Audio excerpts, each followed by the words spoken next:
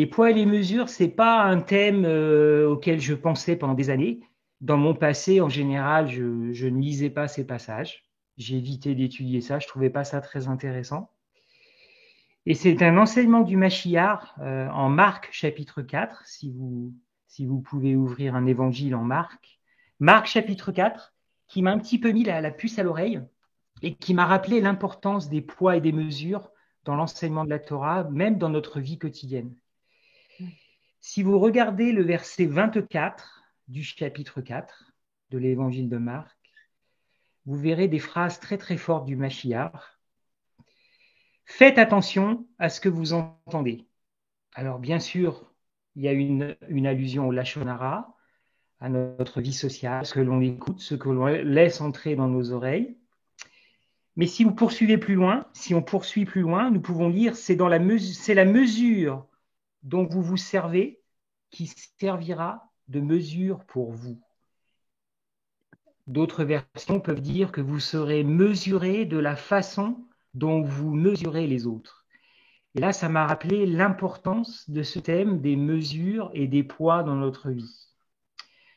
Si vous lisez aussi le verset 21 du chapitre 4, il y a un autre passage intéressant que vous connaissez tous. Est-ce que la lampe, verset 21, est-ce que la lampe arrive pour être mise sous le boisseau ou sous le lit? N'est-ce pas pour être mise sur un support? Version œcuménique. Qu'est-ce que c'est le boisseau? Honnêtement, moi, pendant longtemps, j'ai cru que c'était un meuble. J'ai cru que c'était une commode. Et non, les amis, c'est pas un meuble, c'est pas une commode. Ça fait partie des mesures, des poids et des monnaies, le boisseau. Ça correspond à 15 litres.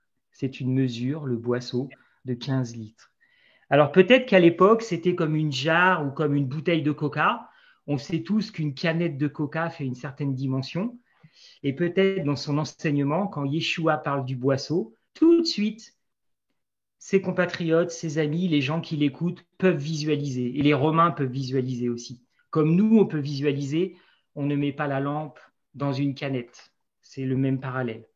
Donc ce qui est intéressant dans la parole, dans les évangiles, mais aussi dans la Torah, il y a beaucoup, beaucoup, beaucoup de références aux mesures, aux longueurs et aux poids, dans les paraboles, dans les enseignements, et quelquefois dans les lois de Moshe, avec, nous le verrons plus tard, des positions très très fortes.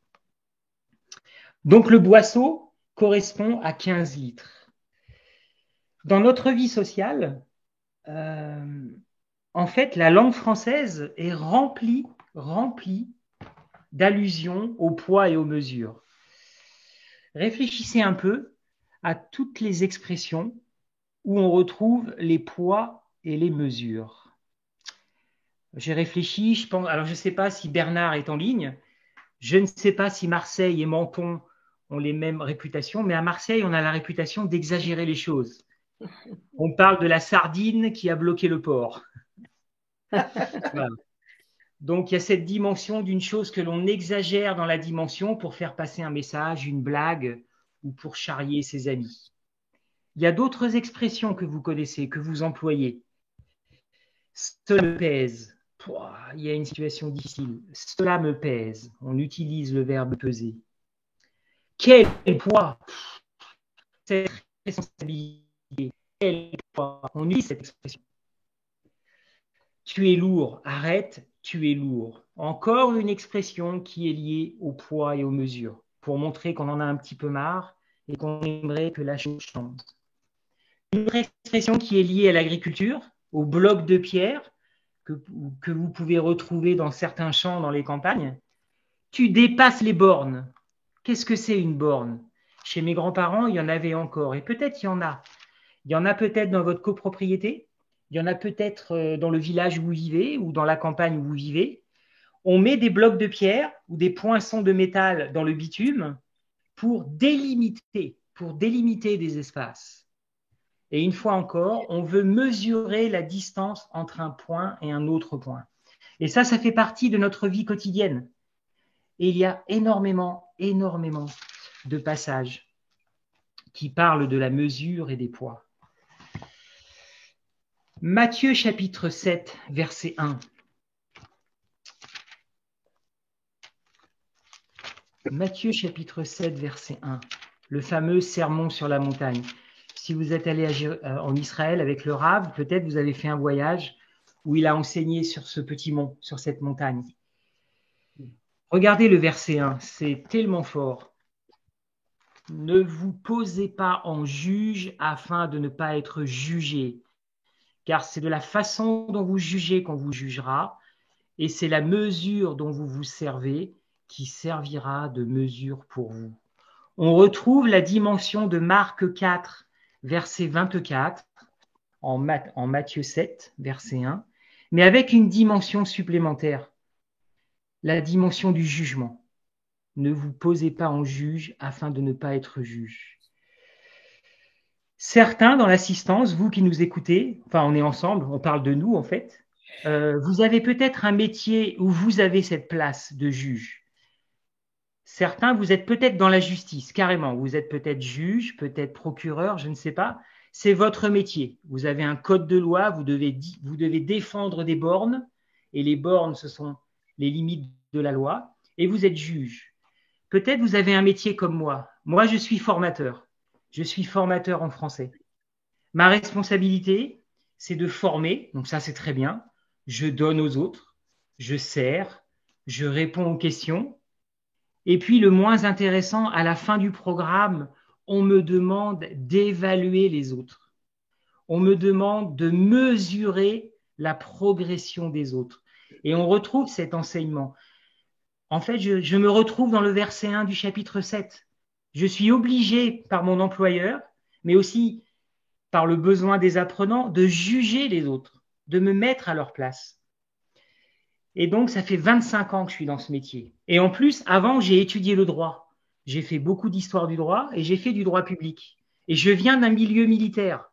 Ça rajoute une couche où tout est réglé, tout est borné, tout est mesuré. Donc, ça a forgé mon caractère. Et puis, c'est aussi moi qui l'ai choisi. Pourquoi je vous parle de ça?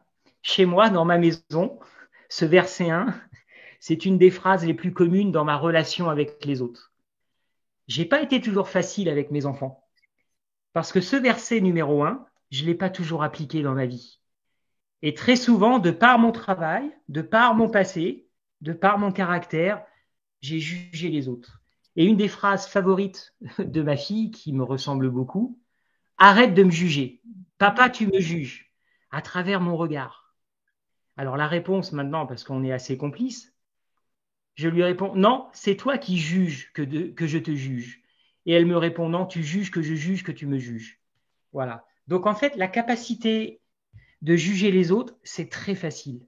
Et ce verset de Yeshua, ne vous posez pas en juge afin de ne pas être jugé, quel défi.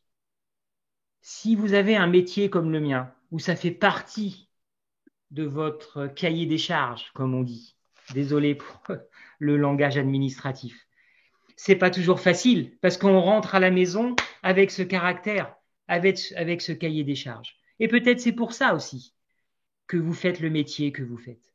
Peut-être vous avez un caractère complètement différent. Vous n'aimez pas juger, vous n'aimez pas mesurer, vous n'aimez pas peser les autres, peser la progression des autres. Et peut-être vous vous êtes lancé vers une carrière complètement différente, une carrière tournée vers le service. Et peut-être le verset 1 ne vous concerne pas trop au quotidien. Vous aimez servir, vous aimez donner, mais dès qu'il faut juger, dès qu'il faut mesurer, vous vous retirez. Est-ce que vous avez refusé déjà dans votre profession, j'ai oublié le mot lorsque l'on progresse, une promotion? J'ai du mal avec la Bible d'avoir les termes techniques du marketing. Peut-être vous avez déjà refusé des promotions à cause de ça. J'ai pas envie de juger. J'ai pas envie de mesurer. C'est possible. C'est votre vie, c'est le choix que vous faites et je peux tout à fait comprendre. Peut-être en ce moment vous hésitez. On m'a proposé quelque chose dans mon travail ou dans la Keïla ou dans le groupe d'amis avec lequel je fonctionne, à distance ou en présentiel. Et peut-être vous hésitez ce soir. Aïe, aïe, aïe, si je réponds à l'appel du Rav, si je réponds à l'appel de ma femme, de mon mari, de mes amis, de David, de Rachid ou d'autres, je serais peut-être appelé à juger un petit peu, à mesurer un petit peu, à peser un petit peu. C'est une réflexion importante. Ça, c'est une réflexion que j'ai dans ma vie. Et moi, mon challenge, depuis que je me suis rapproché de la Torah avec la pensée d'Israël, c'est de sortir de ce verset 1 beaucoup plus qu'avant, de moins juger qu'avant. Et franchement, c'est pas facile. C'est pas mon caractère, c'est pas mon métier. Voilà. Mais je suis beaucoup moins un juge maintenant qu'avant. Donc, dans notre vie, ce verset 1 peut être un challenge. Ça peut être une opportunité, mais ça peut être aussi un boulet. Je vous laisse vous poser la question. Vous vous connaissez mieux que moi, je vous connais. Mais réfléchissez à ça ce soir. Où est-ce que j'en suis avec cet enseignement sur le jugement? Est-ce que je fuis le jugement ou est-ce que je plonge dedans avec délice, avec plaisir? Et ça, c'est un piège. Voilà. Et n'hésitons pas à nous entraider, n'hésitez pas à en parler autour de vous, parce que ça peut donner une nouvelle dynamique à votre vie. Dans la Torah, c'est la même chose. Dans la Torah, on parle énormément des poids et des mesures. Et ça, pour moi, ça a été la surprise. Oui, j'avais lu les passages, mais franchement, ça me passait au-dessus. Moi, je préfère qu'on me parle de l'amour, d'aimer mon prochain, ou de sortir de mes trahim, de sortir de mes péchés. On va lire 2 passages révélateurs. Et pour ceux qui ont les commentaires de Mounk ou d'autres commentaires, on va se plonger dans la paracha Ki-Tetsé, Lévitique, Deutéronome chapitre 25, c'est la paracha Ki-Tetsé. Et en Lévitique chapitre 19, nous allons nous plonger dans Kedoshim. Kedoshim pour Lévitique, Ki-Tetsé pour Deutéronome. Deutéronome 25, verset 13. Vous allez voir la position incroyable d'Israël. En préambule, je perds mon français avec l'orage. Il faut que vous sachiez, et nous savons, que la Torah n'est pas toujours écrite dans l'ordre chronologique. Ça, nous le savons. Quelquefois, l'ordre dans lequel nous lisons la Torah, ce n'est pas l'ordre dans lequel les choses sont arrivées ou dans l'ordre dans lequel les choses ont été révélées. Ça, nous le savons. Et ça, c'est fondamental pour ce que l'on va lire maintenant ensemble. Ki-Tetsé, Deutéronome 25, verset 13, commentaire de Mounk à propos de Rachi.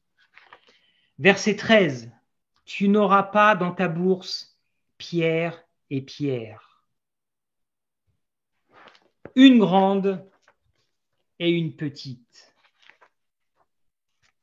Tu n'auras pas dans ta maison 2 éphotes, une grande et une petite. Verset 14.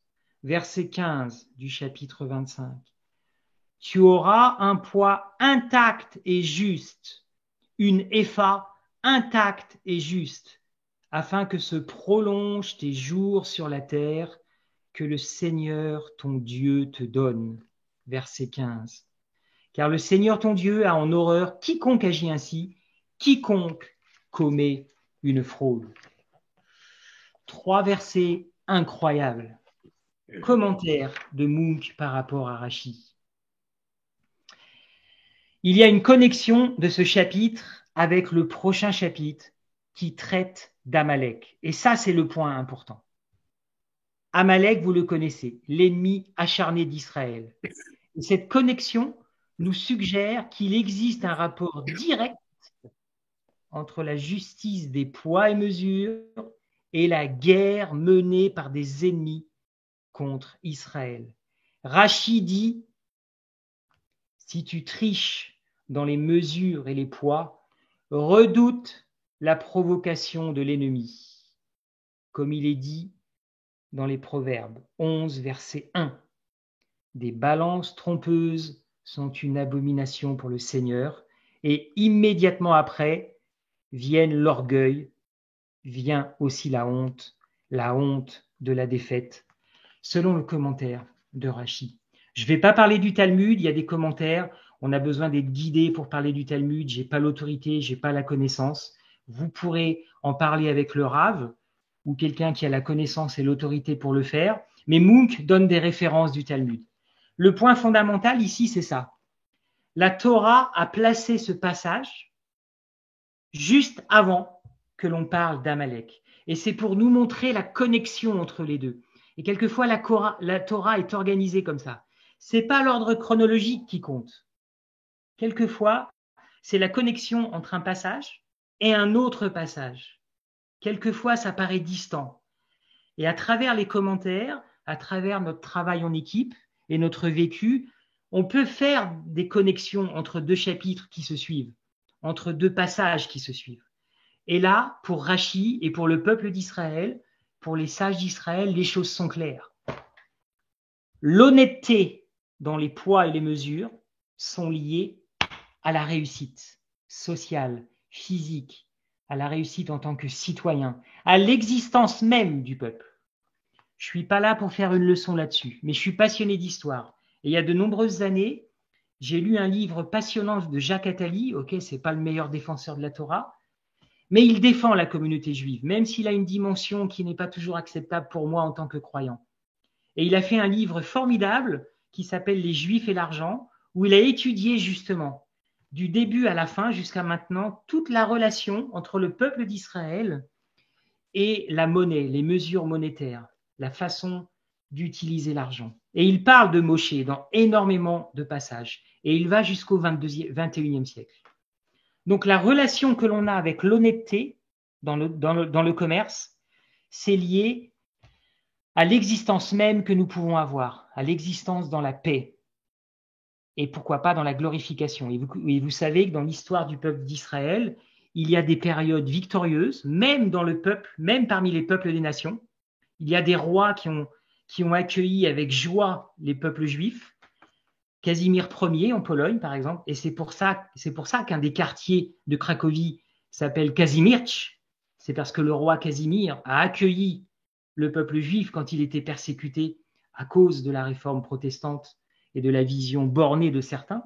Ils ont été accueillis avec joie en Pologne. Casimir, qui a donné Kazimierz, le fameux quartier de Cracovie, que certains vous connaissez, notamment grâce au voyage avec le Rav de 2016. Poursuivons avec Lévitique, chapitre 19, verset 36, dans Kedoshim. Il n'y a pas de surprise. On peut même lire le 35. Allons-y. Kedoshim, Lévitique 19, verset 35. Ne commettez pas d'iniquité dans le jugement. Matthieu 7. Dans la mesure, dans le poids, dans la mesure de capacité. Et écoutons bien le verset 36. Ayez des balances exactes, des poids exacts, une épha exacte, un in, avec un i chapeau circonflexe, qui n'existe pas en français d'ailleurs. Un in exact. Je suis l'Éternel, votre Dieu, qui vous ai fait sortir du pays d'Égypte. Observez donc toutes mes lois et tous mes statuts, et accomplissez-les. Je suis le Seigneur.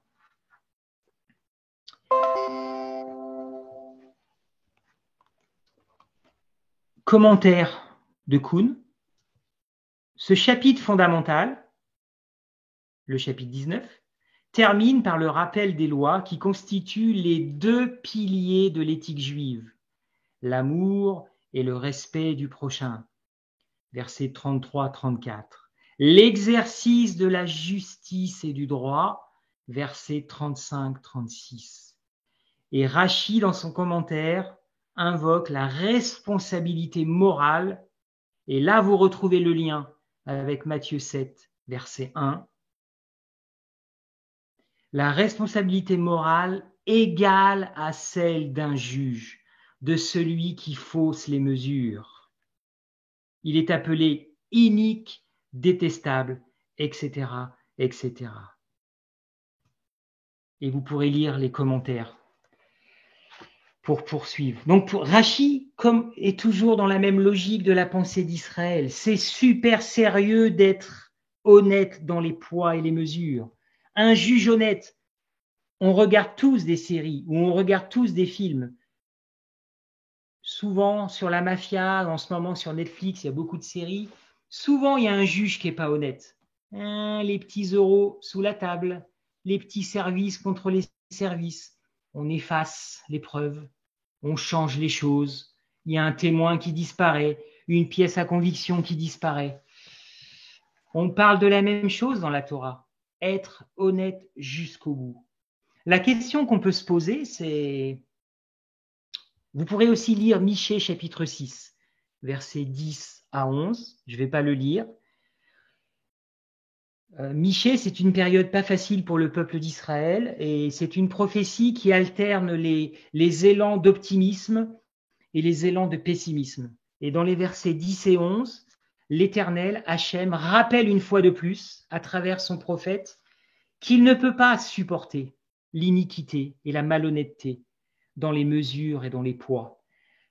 On comprend mieux maintenant pourquoi. Ben oui, si c'est lié à Amalek, si c'est lié à l'existence même du peuple, à l'existence dans la paix, l'honnêteté, on ne peut pas jouer avec ça. Peut-être vous n'êtes pas dans le commerce, peut-être vous êtes dans le service, dans l'administration et vous êtes loin du commerce. Mais peut-être certains d'entre vous, ce soir, vous travaillez dans le commerce. Directement, peut-être vous avez un magasin. Peut-être vous vendez à distance sur un site. Peut-être vous travaillez avec des gens qui vendent. Et là, ça nous marque aussi. Est-ce que nous sommes honnêtes dans nos poids, dans nos mesures, dans nos prix? Est-ce que je peux lire Lévitique 19, Deutéronome 25 et je peux me regarder en face? Ou est-ce que je dois vraiment examiner en profondeur ce que je suis en train de faire, sachant que ma réponse par rapport à cette question est liée à la future paix que j'aurai? Peut-être la paix du magasin, peut-être la paix, ma paix personnelle, ou la paix de mon collaborateur, ou la paix des gens avec lesquels je travaille, et les clients avec lesquels vous travaillez peut-être. Est-ce qu'ils sont en paix quand ils vous contactent si vous êtes dans le commerce? Est-ce qu'ils sont en paix quand ils rentrent dans le magasin, quand ils se connectent sur votre site? La même chose pour un juge. Vous imaginez un juge qui a la réputation d'être corrompu jusqu'à l'os? Et les gens, mince, ils tombent sur lui. C'est cuit, mon gars. Moi, j'ai vécu dans un pays pendant 9 ans, de l'autre côté de la Méditerranée. Si vous ne donnez pas une enveloppe, même si vous faites tout juste, vous ne pouvez rien avoir. J'ai dû donner 30 € pour avoir mon permis de conduire. J'avais réussi mon permis, pas de souci. Là, le gars, il arrive, il me dit, bon, ben, tu as réussi, Fred, mais il faut donner 30 €, qui représente à peu près 20% du SMIC de ce pays. Il faut que tu donnes 30 € pour avoir ton permis. Je lui ai donné les 30 €. Il est parti, il est revenu, il avait le permis, c'était bon. Voilà. Il y a des sociétés entières où on ne peut pas vivre avec Lévitique 19 ou Deutéronome 25. Quel défi! Imaginez Israël. Si les sages d'Israël n'enseignaient pas ça, si les enfants d'Israël n'appliquaient pas ça.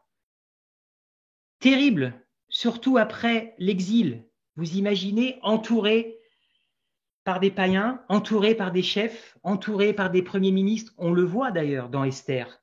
On voit ce que ça peut donner quand un chef de société est contre vous, quand un premier ministre ou un homme qui a du pouvoir est contre vous. Quelle était la réputation du peuple d'Israël parmi les rois de France? Les contemporains de Rachi. Rachi a vécu au XIe siècle, dans la région de Troie. C'était un grand vigneron, respecté des autorités royales. À cause de la doctrine catholique, qui interdit le prêt à usure, le prêt à intérêt, c'était interdit pour les catholiques de faire du business avec l'argent. Qu'est-ce qu'ils ont fait? Ils ont délégué à la communauté d'Israël la responsabilité de gérer cette partie de la vie sur terre. Et les rois de France, très très souvent, ils faisaient financer leurs travaux, financer leurs croisades, financer leurs demandes auprès du peuple d'Israël. Et certains rois malhonnêtes, un peu comme Louis IX, qui a fait brûler tous les Talmuds, place de Grève à Paris, au milieu du XIIIe siècle, Philippe le Bel, le fameux roi qui a fait brûler les Templiers, 1307, quelque chose comme ça, terrible comme roi. Eh bien, quelquefois, quand il ne voulait pas rembourser, qu'est-ce qu'il faisait? il lançait l'anathème sur la communauté juive ou sur les responsables d'une ville qui avait financé le prince. Et il les expulsait, il prenait tout et il remboursait rien. Et il est arrivé dans l'histoire de l'Europe que des villes expulsent le peuple juif de la ville ou carrément de la région. Et après une génération et peut-être moins, ils ont demandé aux gens de revenir parce qu'ils savaient au fond d'eux que la présence du peuple d'Israël, quand on respecte la Torah, notamment les enseignements que nous venons de voir, c'est garant de paix, c'est garant d'une émulation, d'une réussite, d'une prospérité. Et ce qui est incroyable, c'est qu'il y a 2-3 ans, le maréchal Sissi, qui dirige l'Égypte, je crois que j'en ai déjà parlé à certains, il a demandé aux Juifs de revenir en Égypte. Il a réouvert la mosquée d'Alexandrie. Et un de mes amis a participé à la réouverture, un Genevois. Parce que lui, il sait, il connaît les enseignements. Même s'il est dans le Coran, il connaît le peuple d'Israël, il connaît les textes. Et il sait que le peuple d'Israël, quand il est dans une ville, premièrement, 10 hommes vont prier pour la prospérité de la ville. On va construire un lieu de prière. La Torah sera appliquée. Les sages d'Israël vont rappeler l'honnêteté sur les poids et les mesures. Le maréchal Sissi, il n'est pas fou. Voilà. Donc, que le monde soit croyant en Hachem ou ne le soit pas, beaucoup de gens savent ça. Il faut être honnête dans les poids et les mesures. Et nous, en tant que croyants, qu'on le soit dans le commerce ou pas, en lien avec Amalek ou sans lien avec Amalek, c'est un commandement pour nous. On doit être honnête dans tout ce que l'on va mesurer, dans tout ce que l'on va peser dans notre vie, que ce soit une image ou que ce soit pas une image. Je vais parcourir brièvement, je ne vais pas faire une étude exhaustive, je vais vous donner quelques références pour que vous puissiez prendre quelques notes qui sont tirées de la Bible de Jérusalem. Le Rav m'a toujours conseillé la Bible de Jérusalem comme étant une des Bibles francophones les plus proches de l'esprit d'Israël. Je vais vous donner quelques mesures que vous connaissez, certains. Vous pourrez noter les chiffres. Et je vous encourage, si vraiment vous voulez creuser la question, à aller plus loin. Dans la Bible de Jérusalem, c'est à la fin, c'est à la page 2178, 2178 pour ceux qui l'ont. Par exemple, la coudée, vous lisez la coudée correspond au coude, c'est 45 cm. Des mots que vous connaissez beaucoup plus. Homère, Kor, K-O-R. L'étec, en Osée chapitre 3. Ça correspond à 450 litres. Un homère correspond à 450 litres. La mesure épha, on a lu épha tout à l'heure dans la Torah. Un épha, E accent aigu, P-H-A, correspond à 45 litres. Le boisseau, le fameux boisseau, en hébreu, C-A-S-E-A-H, C-A, boisseau, égale 15 litres, égale 1 tiers. On peut aussi utiliser le boisseau comme synonyme de 1 tiers. La palme, tofa, la palme, 7,5 cm. Le doigt, on connaît peut-être l'expression un doigt de whisky, un doigt de gin. On continue d'utiliser doigt dans les bars. Moi, je ne vais pas dans les bars. Esba, E-C-C-D-I-B-A, 1,8 cm. Un doigt, 1/24e, etc., etc. Pour ceux qui s'intéressent au temple d'Ézéchiel, on en parlait avec mon ami Guillaume Serre. Les dimensions pour Ézéchiel sont un peu différentes. Je ne vais pas me lancer là-dedans. Vous pourrez contacter Guillaume Serre si ça vous intéresse. Parlez-en au Rav. Faites une étude personnelle si vraiment ça vous intéresse. C'est une question importante. Ce n'est pas le sujet d'aujourd'hui.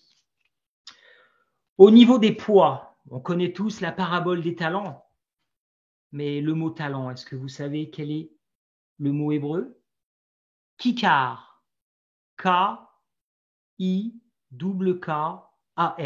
Un talent égale un kikar.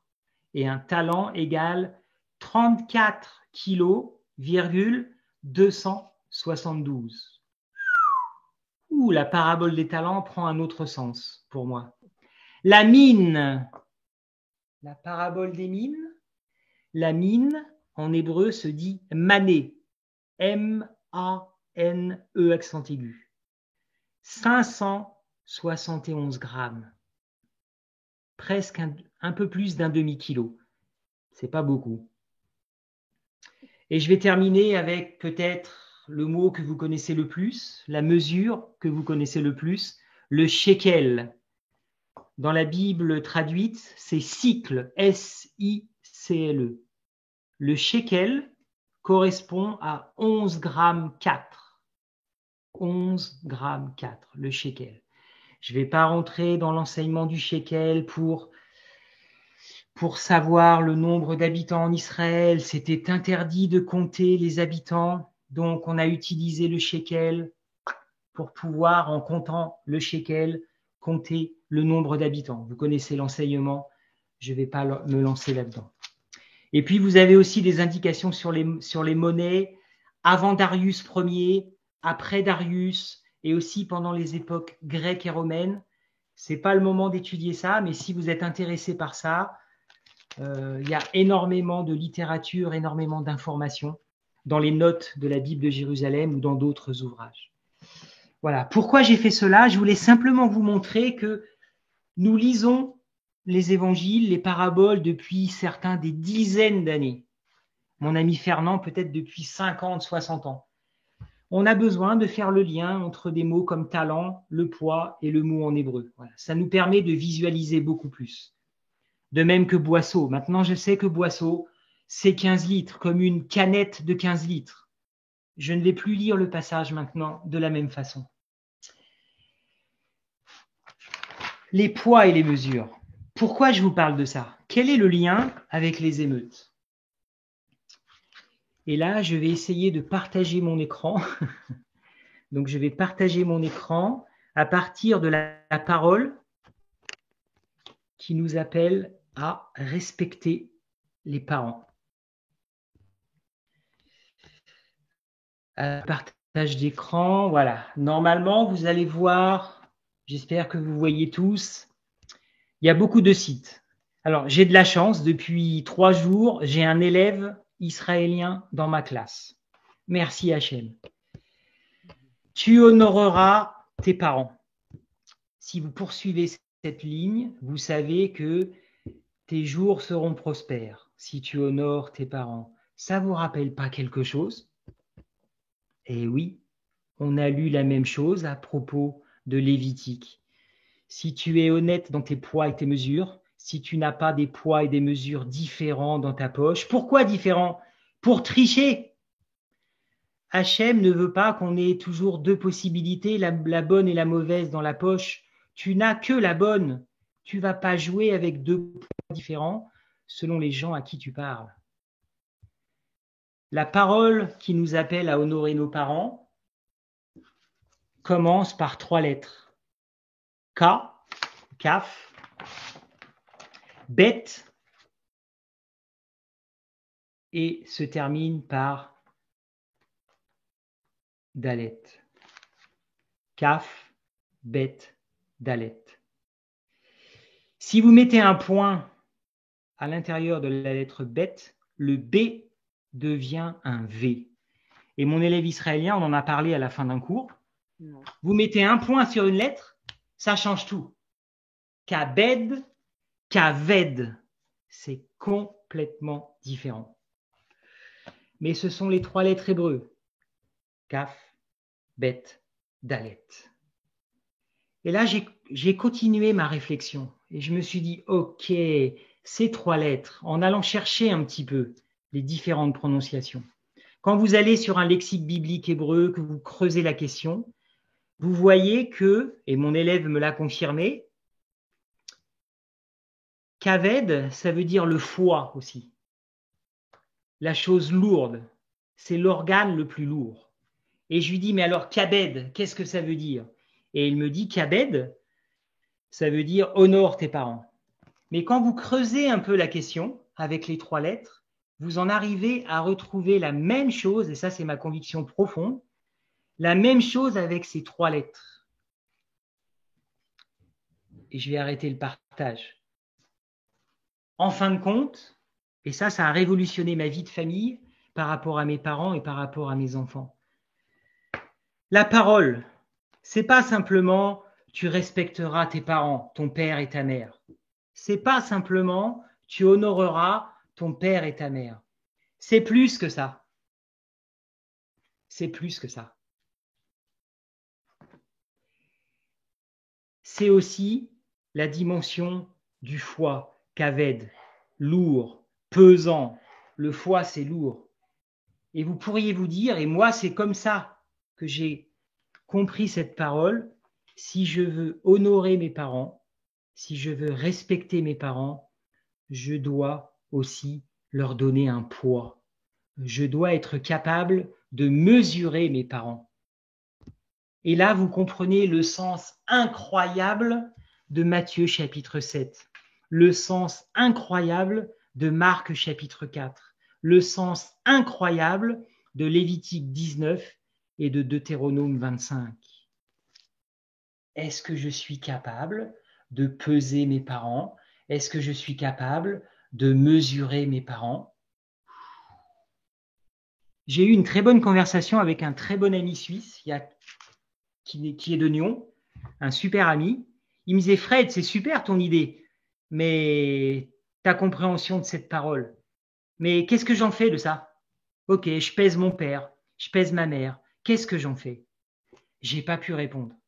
Mais sa question, elle est très pertinente. Reprenons la démarche au départ. Ok, vous devez peser quelque chose ou vous devez peser quelqu'un si vous êtes médecin. La première chose, c'est qu'il faut avoir une balance. Première étape, il faut avoir une balance. Ah, est-ce que j'ai une balance? Ouais, j'ai une balance. Il y a 2 types de balance. Il y a la balance électronique, vous vous mettez dessus, ça marche tout seul. Moi, j'aime pas trop cette image. Je préfère l'image que l'on voit dans beaucoup de films américains, la justice. La balance avec les 2 plateaux. Pourquoi j'adore la balance avec les 2 plateaux? Qu'est-ce qu'on met sur un plateau? Des poids. Je vais mettre peut-être un poids. D'accord. Donc la première étape, je dois avoir une balance avec 2 plateaux. Je la prends, je la pose quelque part et je me concentre sur cette balance. Ça, c'est le premier geste. C'est une décision qui n'est pas facile. Je décide de peser mes parents. Je décide de peser mes enfants. Et mes enfants doivent être capables de me peser moi. Ok, maintenant il y a les poids. Je dois avoir des poids à disposition. Sinon, je ne peux pas peser. Je ne peux pas savoir combien pèse. Quels vont être mes poids? Quels vont être les poids? Des enseignements humains? Non. Des concepts philosophiques? Non. Des commentaires de sages parmi tous les siècles? Non. La Torah, les enseignements du Mashiach. Et on comprend mieux le sermon sur la montagne. Le Mashiach en Matthieu chapitre 7 et dans le sermon sur la montagne, il va encore plus loin que Moshe dans cet enseignement sur la mesure et sur les poids. Il va encore plus loin. Et nous, on va devoir aller plus loin au niveau des poids. Les poids seront encore plus détaillés. On peut aller dans le millimètre du millimètre avec les enseignements du Mashiach, avec la prière, avec la méditation, avec les échanges avec les autres. On peut affiner nos poids. Ça, c'est fondamental. Et puis ensuite, il faut passer à l'opération. Il y a la personne que vous allez peser, votre père, votre mère, et puis il y a le poids par rapport aux enseignements du Mashiach. Mais il n'y a pas que les enseignements, il y a aussi quelquefois les émotions. Yeshua pleurait. Yeshua a pleuré sur son meilleur ami Lazare. Incroyable, tellement que l'évangile en parle. Pour que l'évangile en parle, c'est que c'est resté dans les mémoires. Et puis ensuite, vous avez vos 2 plateaux. Et vous allez être honnête dans les poids. Vous n'allez pas tricher. Vous n'allez pas inventer des émotions. Vous n'allez pas fermer les yeux sur la réalité. vous allez peser vos parents. Et ça, c'est pas facile. Ça, c'est pas facile. Quel est le lien avec les émeutes? Quelle est la vidéo? Et là, tu peux ouvrir les micros, Rachid. Une personne peut répondre. Quelle est la vidéo qui a le plus tourné pendant les émeutes, qui a fait le tour de la France? Est-ce que quelqu'un connaît cette vidéo? Peut me dire en 30 secondes qu'est-ce qu'était cette vidéo? C'est lié à la famille. C'est pas celle où il y a la mère qui est sur une moto ou des choses comme ça, je Non, il sais n'y a pas. pas de mère sur une moto. Ça, c'est Ah peut-être Mad non, Max. bah la première alors. Celle où il se fait tirer dessus. Non, c'est très positif, hein, Ah, sinon j'en parlerai pas. C'est une image ah. qui a fait le tour des réseaux et moi, ça fait tilt dans mon oreille. Et tous les médias en ont parlé. Même les hommes politiques en ont parlé. Vous vous souvenez de cette image? Moi, j'ai entendu parler en fait d'un père qui est allé chercher son gamin en fait et qui lui a Continue. dit rentre à la maison. Il a fait plus que rentre. Qu'est-ce qu'il a fait? Ah, moi, j'ai pas vu la vidéo parce que Alors j'ai il vu la a, Comment vous n'avez oui, pas télé, vu la il l'a vidéo, mis mais dans mais le j'ai j'en ai entendu coffre. parler de la entendu vidéo? parler. Donc, Il c'est-à-dire l'a que mis dans le même les coffre. personnes qui n'ont pas vu la vidéo en ont entendu parler. Guillaume? C'est la vidéo où il y a le père qui va chercher son fils et il le met dans le coffre Il le de met sa dans le voiture. coffre en le tirant par les oreilles. Ok, je dis pas de faire ça. Il l'a mis dans le coffre en le tirant par les oreilles. Et qu'est-ce que le chef d'État a réclamé? Qu'est-ce que tous les chefs de parti ont réclamé? Où sont les familles? Où sont les pères? Où sont les mères? Ça a été le titre sur les réseaux, dans les journaux. Moi, ce dont je suis sûr, c'est que le père, je ne sais pas de quelle origine il était, je ne sais pas son nom et son prénom, il a laissé un poids dans la vie de son fils. Je peux vous dire que pour son fils, ce geste, il a un poids énorme. Il pèse pas 5 grammes, il pèse pas 10 grammes, il pèse des tonnes dans sa vie. Peut-être il a sauvé son fils ce jour-là, à travers un geste. Et si le fils devait juger son père, peser le poids du geste de son père, je peux vous dire, ça ne serait pas un boisseau, ça ne serait pas un seul shekel, ça serait peut-être des milliers de shekels dans la vie de cet homme. Et c'est ça qui est important pour nous. La question que je voudrais qu'on se pose tous, et je réponds à la question de mon ami de Nyon, ce que tu vas faire de cette phrase, d'honorer tes parents égale peser tes parents, donner du poids à tes parents, c'est une introspection. C'est une étude réaliste. Quel a été le poids de tes parents dans ta vie à toi? Et franchement, c'est pas facile. Votre père, votre mère, peut-être qu'ils sont morts. Peut-être vous les avez jamais connus. Peut-être ils ont disparu quand vous étiez très jeune. Donc physiquement, zéro présence. Peut-être ils ont quitté la maison, comme énormément de familles dans ces quartiers qui ont explosé, où il y a des mères de famille incroyables qui élèvent leurs enfants dans des conditions incroyables, terribles, et elles sont là, elles se battent. Les pères sont pas là. C'est pas parce que vous n'êtes pas là physiquement que vous ne pesez rien. Quelquefois, une absence physique pèse des milliers de tonnes dans la vie de quelqu'un. Et quelquefois, vous pouvez être présent dans la maison et ne peser rien dans la vie. Moi, dans mon caractère, c'est le problème que j'ai. Quelquefois, dans la vie de mes enfants et de ma femme, je pèse rien. Vous avez déjà entendu cette phrase? Chérie, tu es là, mais en fait, tu n'es pas là. Tu es ailleurs. Vous avez déjà entendu cette phrase? Chérie, c'est super, tu es super au travail, mais nous, on n'a que les miettes. J'ai entendu ça chez moi dans ma maison, à 52 ans, 53 ans. J'ai encore entendu il y a 2 semaines.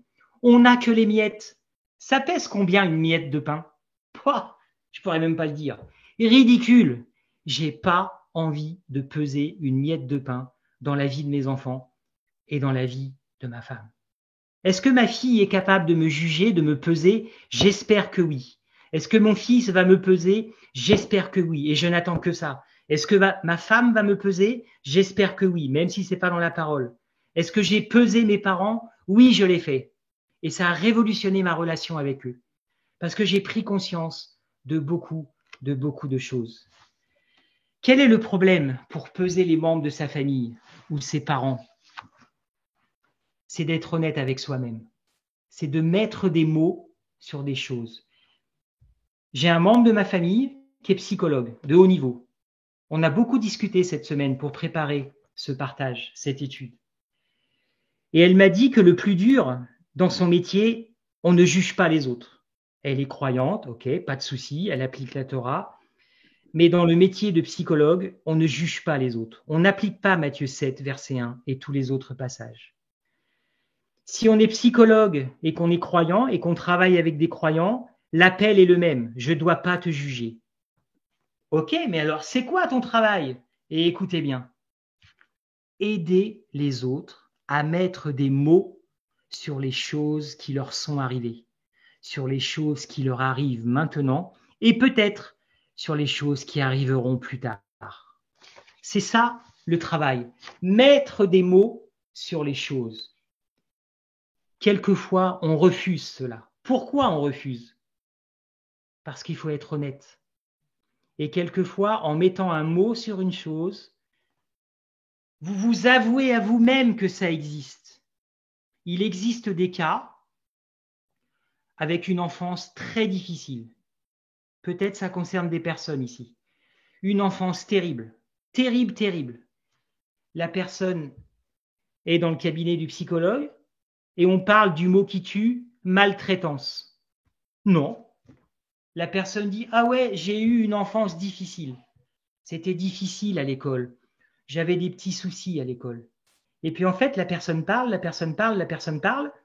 et elle continue de peser sa réalité parce qu'on est toujours là-dedans. Je vais mettre le bon poids sur le plateau, je vais mesurer réellement ma réalité avec la bonne dimension, et petit à petit, on en arrive quelquefois après des mois et des mois à se rendre compte que j'ai été maltraité par mes parents. J'ai été maltraité, harcèlement moral, harcèlement physique à l'école. Peut-être vous avez des enfants, peut-être ça arrive dans votre famille. Ah, c'est difficile pour un enfant d'accepter ce mot de harcèlement, d'accepter ce mot de maltraitance. C'est difficile pour un adulte de 50 ans d'accepter que ma mère m'a maltraité, mon père m'a maltraité, parce qu'on doit peser, on doit mettre ce poids sur la balance. Et la première étape, c'est le mot. Et quelquefois, le mot est la première étape et aussi la conclusion. Mettre un mot sur le plateau, c'est la première des plus grandes victoires. C'est pas facile. Est-ce que nous sommes capables de mettre des mots sur notre réalité? C'est vraiment, vraiment pas facile. Ça prend du temps. Et pour répondre à la question de mon ami de Nyon, maintenant je peux répondre à sa question. Je ne sais pas s'il est là, je vois pas tout. Mais maintenant, je vais dire, ben oui, tu as raison. Ce que tu vas en faire, tu en fais ce que tu veux. Mais si tu veux te lancer là-dedans, si tu veux te lancer dans la capacité de peser, de juger, ça va demander des efforts. Ça va demander du temps. Ça va demander un travail de mémoire. Zahor, c'est pas par hasard. Si Zahor, je crois, existe 168 fois dans la parole. Souviens-toi. Souviens-toi, c'est une base de la Torah. C'est une base pour la mémoire de ceux qui ne veulent pas que la Shoah soit oubliée. C'est une base pour nous le jour de Pessah, le soir de Pessah. Souviens-toi, souviens-toi, souviens-toi. La même chose pour notre vie. Et se souvenir, c'est bien, mais il faut mettre des mots exacts. Les 10 paroles, ce sont des mots exacts. La Haggadah, tous les livres que l'on lit, Esther, Pessah, tous les récits qui existent depuis des centaines d'années, ce sont des récits exacts. Ce sont des mots qui sont posés sur la vie d'Israël, sur la réalité d'Israël. Je sais que nous venons d'environnements différents, de civilisations différentes. Certains, vous venez d'Afrique du Nord, de pays qui sont dirigés pour l'instant par la religion musulmane. Mes enfants sont nés dans des pays comme ça. D'autres, vous venez de l'Afrique subsaharienne. D'autres, vous venez d'Europe de l'Est, peut-être, d'Europe du Nord, très très Nord. D'autres, pays latins. Peut-être vous venez d'Amérique. Peut-être vous nous écoutez de loin et vous êtes au Canada, vous êtes dans les Antilles. J'ai beaucoup écouté des gens qui parlaient des familles. Et je voudrais conclure avec ça. Quel a été l'appel? L'appel, c'était pas d'envoyer des CRS. C'était pas d'envoyer des LGBT. Pas des LGBT, les armes violentes, là, je sais plus comment ça s'appelle. LBD, pardon, je confonds. Les LBD. C'était pas ça. Oui, on peut envoyer les matraques. Oui, on peut envoyer les gaz lacrymogènes. C'était pas ça. L'appel principal, c'était où sont les parents? Les parents redescendaient dans la rue. Les parents, reprenez votre espace dans la vie de vos enfants. Et cet homme, il a peut-être sauvé la vie de son fils. Il lui a peut-être sauvé toute sa vie. Et peut-être le tournant était définitif. Honorer ses parents, c'est plus que respecter. C'est aussi être capable de donner le poids exact à son père et à sa mère. Pour nous, les parents, est-ce qu'on est prêt à enseigner ça à nos enfants quand le moment sera venu? Est-ce qu'on sera capable de donner à nos enfants les poids nécessaires à travers l'enseignement, à travers peut-être des livres, des ouvrages, peut-être d'aller voir un psychologue s'il le faut, si votre enfant est en difficulté? C'est pas mauvais. Et vous savez que le Rav avait envisagé de créer un espace sur le site avec des psychologues croyants pour nous aider aussi avec une dimension un peu plus développée de la Torah dans les consultations. Est-ce qu'on serait prêt à accepter ça? Vous, les jeunes, vous vous vivez peut-être avec vos parents, mais même les moins jeunes, un de mes amis ou une de mes amies, sa mère a 102 ans. 102 ans, vous imaginez? Incroyable! Il n'y a pas de différence entre Rachid, qui est très très jeune, et mon ami qui a une mère de 102 ans. Parce que si la maman a 102 ans, vous pouvez imaginer à peu près l'âge de mon ami. Elle est concernée par ça, le poids de sa mère dans sa vie. La relation de cette femme avec sa mère, pour moi, c'est un exemple incroyable. Et je sais que son mari aussi a une relation incroyable avec cette femme. 102 ans, 50 ans, 45 ans, c'est pas un problème. On doit toujours être capable d'être pesé. 18 ans, 15 ans, 21, on doit être capable de vouloir peser ses parents. Parce que c'est en les pesant, en les mesurant, quel est le poids de mes parents dans ma vie? Qu'est-ce qu'ils mesurent dans ma vie? C'est comme ça qu'on peut mieux les honorer. Peut-être ils ont tout raté, c'est pas grave. Mettez un mot. Peut-être ils ont tout réussi, tant mieux pour vous, c'est pas grave. Ce qui compte, c'est être capable de peser des mots. Et peut-être au prochain Shabbat, parlez-en avec vos pères, vos mères. Peut-être reprenez un contact. C'est pas facile. Je dis pas que c'est forcément ce qu'il faut faire. Si vous avez un doute, demandez des conseils au Rav, demandez des conseils à quelqu'un qui vous connaît mieux que moi. Quelquefois, c'est justement ce qu'il faut pas faire. Quelquefois, par honnêteté, on se rend compte que le poids de mon père, le poids de ma mère est tellement écrasant que, en fait, quand je mets le poids sur la balance, j'ai été écrasé comme une crêpe. Ça, c'est mauvais. La meilleure solution,